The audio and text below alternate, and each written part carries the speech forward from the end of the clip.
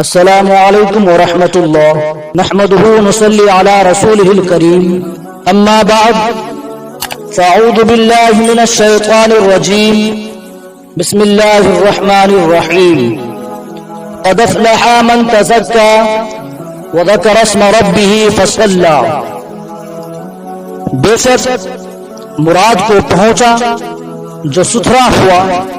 اور اپنے رب کا نام لے کر نماز پڑھی. ناظرین،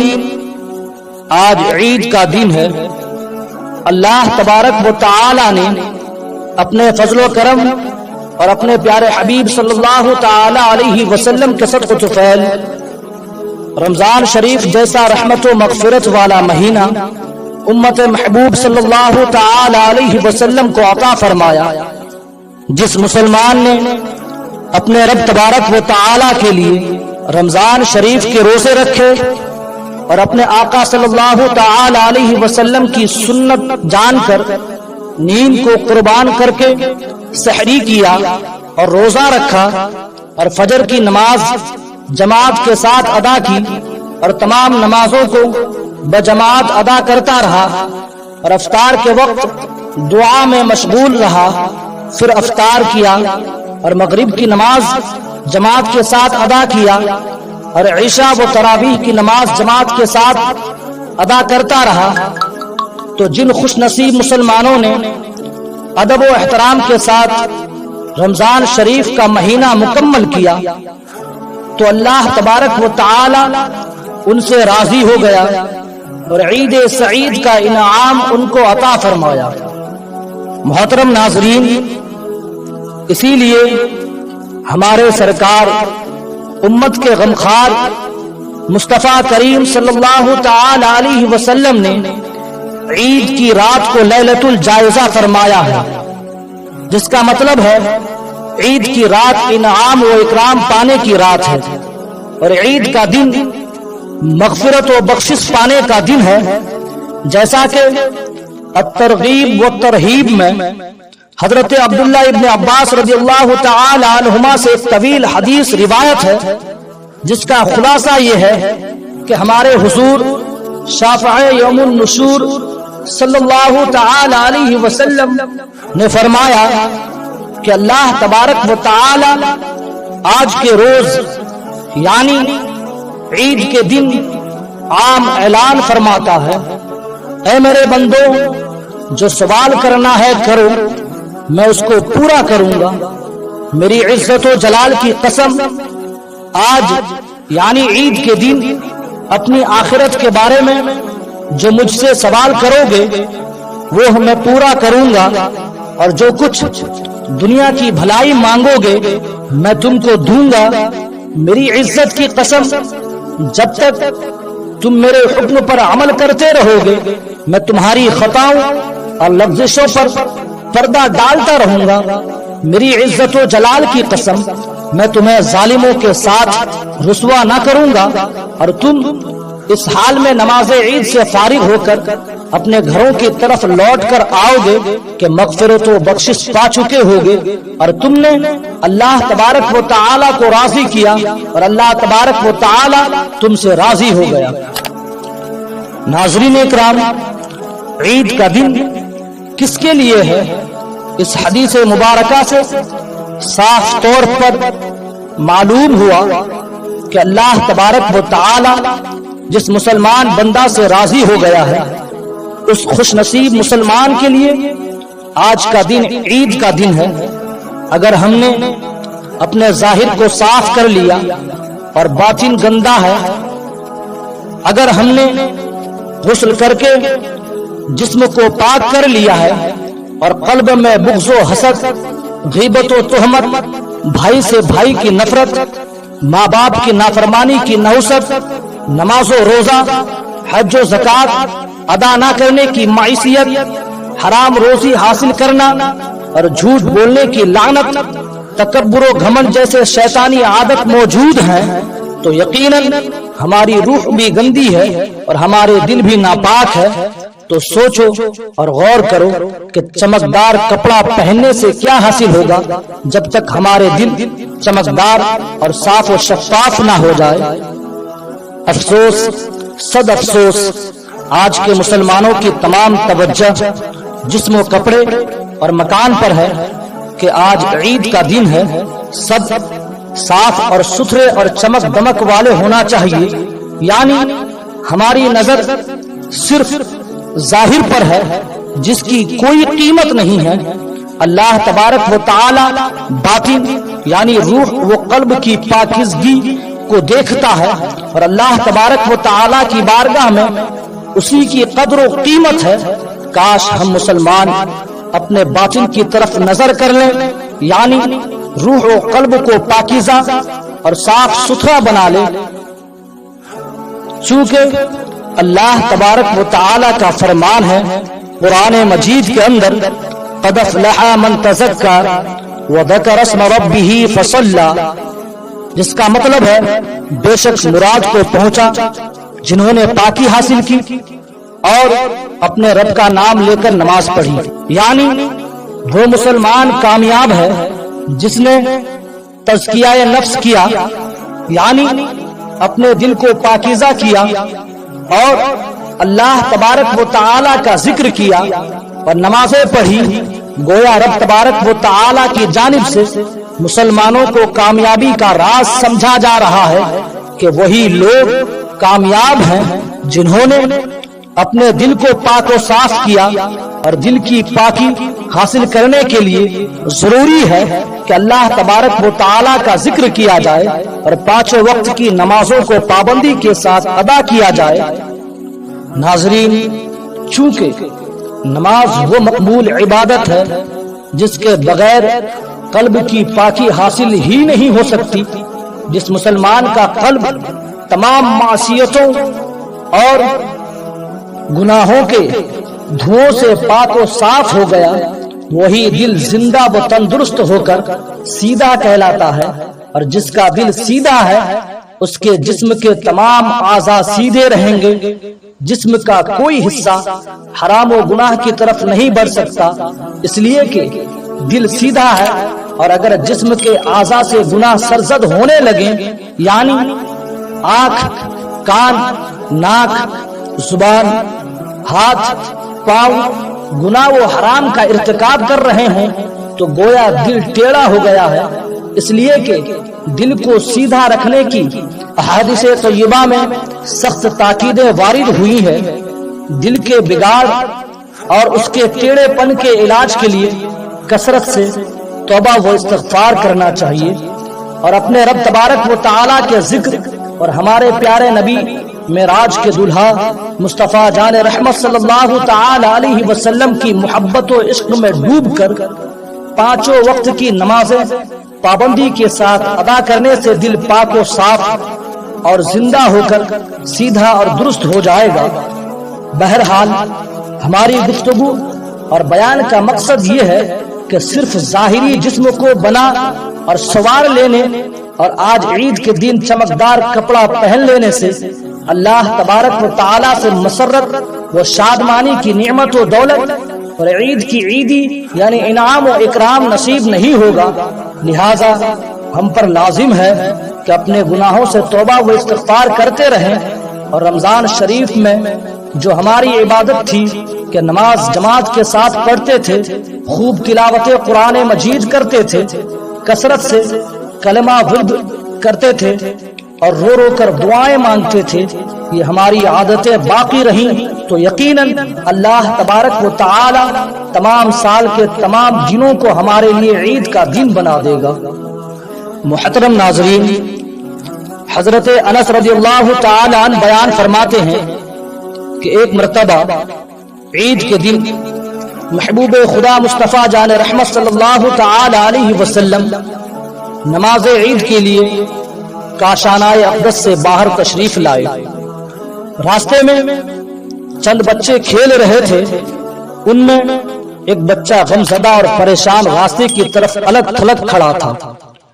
اس کے کپڑے پھٹے پرانے تھے اور زاروں قطار رو رہا تھا۔ جب مصطفیٰ جان رحمت صلی اللہ تعالی علیہ وسلم کی نظر کرم اس یتیم بچے پر پڑی تو میرے آقا صلی اللہ تعالی علیہ وسلم اس بچے کے پاس تشریف لے گئے اور شفقت و پیار سے اس کے سر پر دست رحمت رکھا اور پیار بھرے انداز میں اس سے پوچھا کہ اے بچے تم کیوں رو رہے ہو اور اس پریشان حال میں کیوں ہو؟ وہ بچہ رحمت دو عالم صلی اللہ تعالی علیہ وسلم کو پہچانتا نہ تھا، اس لیے وہ کہنے لگا کہ میں ایک یتیم بچہ ہوں، میرے والد محبوب خدا رسول اکرم صلی اللہ تعالی علیہ وسلم کے میرے والد محبوب خدا رسول اکرم صلی اللہ تعالی علیہ وسلم کے ساتھ ایک جنگ میں تشریف لے گئے اور شہید ہو گئے، اور میری والدہ نے دوسری شادی کر لی ہے۔ اب میرا اس دنیا میں کوئی معین و مددگار نہیں ہے، اگر میرے والد ہوتے تو مجھے بھی نہلاتے اور نیا کپڑا پہنا کر میری انگلی پکڑ کر مجھے بھی عید گاہ اپنے ساتھ لے جاتے۔ جب میں ان بچوں کو دیکھتا ہوں جن کے باپ زندہ ہیں، وہ نئے کپڑے پہن کر خوشیاں منا رہے ہیں، تو مجھے اپنے باپ کی یاد ستا رہی ہے اور مجھے یہ مصیبت پریشان کر رہی ہے، اس لیے میں رو رہا ہوں۔ رحمت کائنات صلی اللہ تعالی علیہ وسلم کی رحمت مچل پڑی اور آقا دو جہاں صلی اللہ تعالی علیہ وسلم نے اس یتیم بچے کو اٹھایا اور اپنے گلے سے لگایا اور اسے اپنے گھر لے آئے اور اسے نہلایا اور بہترین لباس پہنایا اور خوشبو میں بسایا اور کھلا پلا کر اس کو کندھے پر بٹھا کر عید گاہ کی جانب روانہ ہوئے تو ارشاد فرمایا، اے بچے کیا اب تم خوش ہو کہ نہیں؟ اور کیا تم کو یہ پسند ہے کہ میں تمہارا باپ ہو جاؤں اور عائشہ صدیقہ تمہاری ماں، علی مرتضیٰ تمہارا چچا، امام حسن اور امام حسین تمہارے بھائی اور سیدہ فاطمہ الزہرا رضی اللہ تعالی عنہم اجمعین تمہارے بہن ہو جائیں؟ تو اس بچے نے پہچان لیا کہ اس طرح کرم کی بارش کرنے والے کوئی اور نہیں بلکہ محبوب خدا رحمت دو عالم صلی اللہ تعالی علیہ وسلم ہی ہو سکتے ہیں۔ وہ بچہ عرض کرنے لگا، یا رسول اللہ صلی اللہ تعالی علیہ وسلم، اس سے بڑھ کر میرے لیے اور کیا سعادت ہو سکتی ہے؟ اور جب دوسرے بچوں نے اس یتیم بچے کو نئے لباس میں ملبوس، خوشبو سے معطر اور آقا دو جہاں صلی اللہ تعالی علیہ وسلم کے ہمراہ دیکھا تو ان بچوں نے رشک کرتے ہوئے بصد حسرت کہا کہ کاش ہمارے باپ بھی شہید ہو گئے ہوتے تو ہمیں بھی یہ سعادت و نعمت اور خوش نصیبی حاصل ہو جاتی جو اس یتیم بچے کو ملی ہے۔ اسی لیے تو پیارے رضا، اچھے رضا، امام احمد رضا فاضل بریلوی رضی اللہ تعالی عنہ نے کیا ہی خوب بیان کیا ہے ایک شعر کے اندر، ان کے نثار کوئی کیسے ہی رنج میں ہو، ان کے نثار کوئی کیسے ہی رنج میں ہو، جب یاد آ گئے ہیں سب غم بھلا دیے ہیں، اور میرے کریم سے گر قطرہ کسی نے مانگا، میرے کریم سے گر قطرہ کسی نے مانگا، دریا بہا دیے ہیں دربے بہا دیے ہیں۔ محترم ناظرین، اس نورانی واقعہ سے معلوم ہوا کہ عید کے دن اپنی خوشی میں کسی غریب اور یتیم کو شریک کر لینا یہ میرے نبی رحمت دو عالم صلی اللہ تعالی علیہ وسلم کی سنت مبارکہ ہے۔ ناظرین، حضرت انس رضی اللہ تعالی عنہ بیان فرماتے ہیں کہ جس دن کوئی گناہ سرزد نہ ہو وہ دن مومن کے لیے عید کا دن ہے۔ جس دن ایمان کے ساتھ دنیا سے آخری سفر ہوگا وہ دن مومن کے لیے حقیقی عید کا دن ہوگا۔ حضرات، اللہ تبارک و تعالی ہم کو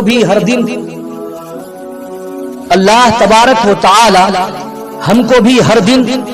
گناہ سے بچنے کی توفیق دے اور ایمان پر ثابت قدم رکھتے ہوئے ایمان پر خاتمہ نصیب فرمائے، آمین ثم آمین۔ ناظرین، ہر مذہب والے عید مناتے ہیں۔ تاریخ شاہد ہے کہ ماضی میں ایسا ہوا ہے اور حال ہمارے سامنے ہے۔ ہر قوم اور تمام مذاہب کے ماننے والے سال میں کسی نہ کسی دن عید مناتے ہیں اور خوشیوں کا اہتمام کرتے ہیں، مگر ان کی عید منانے کا طریقہ یہ ہوتا ہے کہ ہر قسم کے گناہ ان کی خوشی میں شامل ہوں، جیسے ناچنا، گانا، شراب نوشی، فحاشی، مرد و عورت کا باہم عریاں ہو جانا اور زنا جیسے فعل حرام کا ارتکاب ان کی عید و خوشی میں شامل ہوتے ہیں، مگر ہمارے پاک رب تبارک و تعالی نے پاک رسول اکرم صلی اللہ تعالی علیہ وسلم کے ذریعے پاک مذہب اسلام عطا فرمایا۔ اسلام وہ مذہب مہذب ہے جس نے کسی بھی حال میں اپنے ماننے والوں کو ہر قسم کے گناہ سے روکا ہے، اور عید کا دن تو کثرت سے اللہ تبارک و تعالی کا ذکر اور اس کی کبریائی بیان کرنے کا دن ہے۔ عید کا دن اللہ تبارک و تعالی کے انعام و اکرام کا دن ہے، اللہ تبارک و تعالی سے نعمت و دولت پانے کا دن ہے، اور جب کوئی بندہ عید کے دن کسی طرح کا کوئی گناہ کرتا ہے تو رب تبارک و تعالی اس بندے کو عید کے دن کے انعام و اکرام سے محروم کر دیتا ہے، جیسا کہ ارشاد ربانی ہے لَإِن شَكَرْتُمْ لَأَزِيدَنَّكُمْ وَلَإِن كَفَرْتُمْ إِنَّ عَذَابِي لَشَدِيدٌ۔ اس کا مطلب یہ ہے اگر احسان مانو گے تو میں تمہیں اور دوں گا، اور اگر ناشکری کرو تو میرا عذاب سخت ہے۔ یعنی اگر تم میرا شکر ادا کرو گے اس پر جو نعمتیں میں نے تم کو دی ہیں تو میں نعمتیں اور زیادہ فرما دوں گا، اور اگر تم ناشکری کرو گے تو میرا عذاب بڑا سخت ہے۔ محترم ناظرین، شاہ بطحا ہمارے پیارے نبی صلی اللہ تعالی علیہ وسلم جب مدینہ منورہ تشریف لائے تو دیکھا کہ مدینہ شریف کے لوگوں نے سال میں 2 دن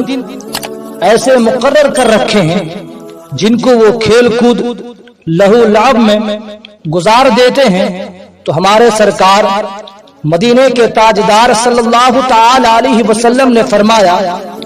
ہمارا مذہب اسلام بے راہ روی اور گناہ والے کھیل کود کی اجازت نہیں دیتا۔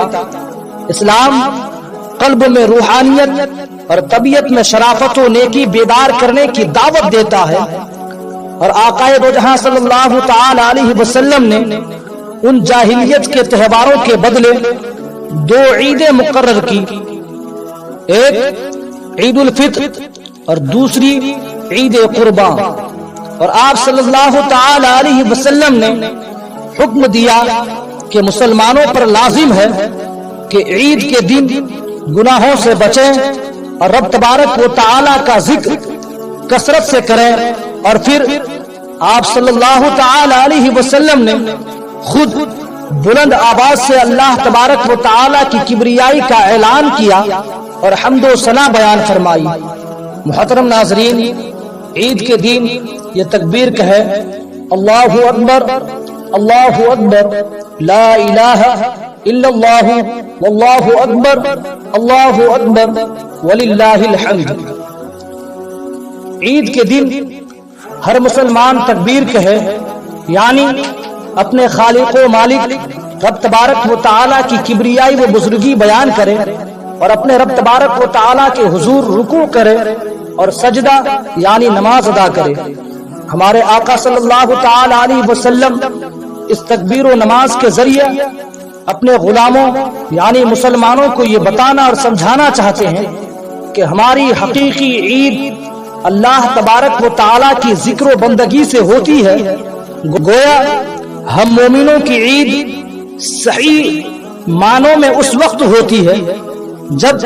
رب تبارک و تعالی راضی ہو جائے اور اللہ تبارک و تعالی کے ذکر اور نماز کی برکت سے مومن بندہ کو دائمی خوشی نصیب ہوتی ہے، اور اللہ تبارک و تعالی کا ذکر غم و زحمت کو دور کرتا ہے، اور جو شخص غم و پریشانی میں نماز پڑھے اور رب تبارک و تعالی کا ذکر کرے تو اللہ تبارک و تعالی اپنے ذکر اور نماز کی برکت سے غم کو خوشی میں اور پریشانی کو آسانی میں تبدیل فرما دیتا ہے۔ ناظرین، اللہ تبارک و تعالی راضی ہے تو ہر دن عید کا دن ہے۔ مولائے کائنات حضرت علی شیر خدا رضی اللہ تعالی عنہ عید کے دن جو کی بھوسی کی بنی ہوئی روٹی تناول فرما رہے تھے۔ ایک شخص آیا اور اس نے حضرت علی شیر خدا رضی اللہ تعالی عنہ سے سوال کیا کہ آج تو عید کا دن ہے اور آپ جو کی بھوسی کی روٹی کھا رہے ہیں. میرے آقا ابو الحسن والحسین حضرت علی شیر خدا رضی اللہ تعالی عنہم نے جواب دیا کہ آج عید کا دن ہے اس بندہ مومن کے لیے جس کا روزہ اللہ تبارک و تعالی کی بارگاہ میں قبول ہو گیا اور اس شخص کے گناہ بخش دیے گئے ہیں. آج کا دن بھی ہمارے لیے عید کا دن ہے اور ہر وہ دن ہمارے لیے عید کا دن ہے جس دن ہم کوئی گناہ کا کام نہ کریں. ناظرین، میرے آقا حضرت علی شیر خدا رضی اللہ تعالی عنہ نے ہم غلاموں کو بتا دیا کہ جس دن کوئی گناہ کا کام نہ ہو بلکہ وہ کام ہو جس کے ذریعے اللہ تبارک و تعالی اپنے بندہ سے راضی اور خوش ہو جائے تو وہ دن بندہ مومن کے لیے عید کا دن ہے. السلام علیکم ورحمۃ اللہ.